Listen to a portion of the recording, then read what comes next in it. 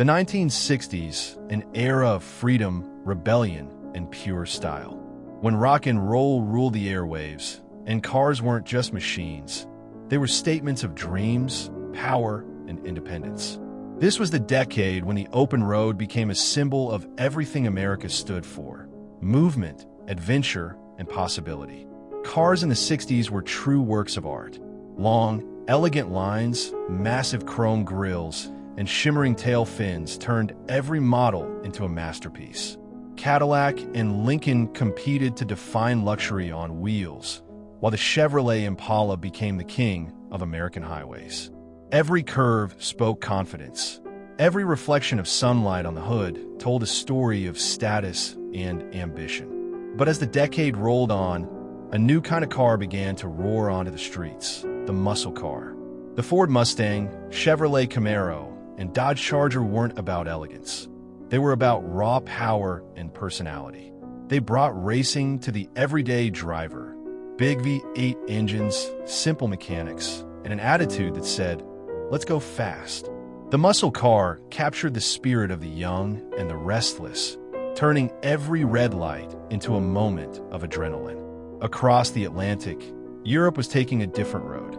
While America celebrated power and size, European engineers focused on agility, efficiency, and beauty.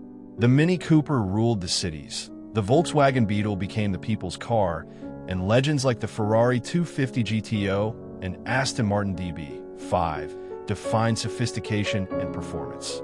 European cars weren't about domination.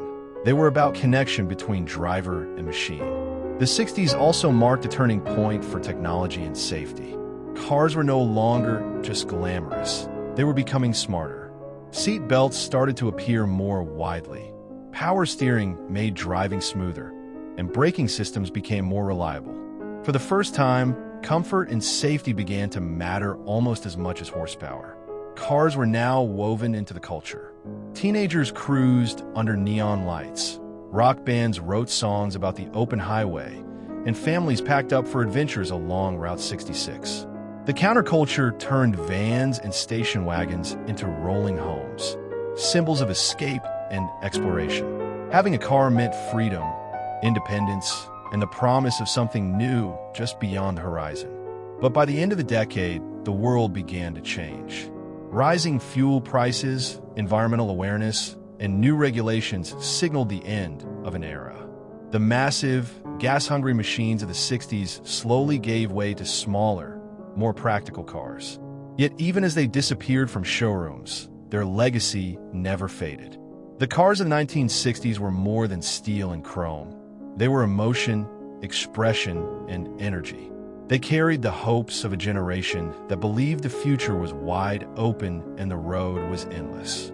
When you see a classic Mustang roaring down the street today, it's not just nostalgia. It's a reminder of a time when driving wasn't just about getting somewhere. It was about feeling alive on the way there.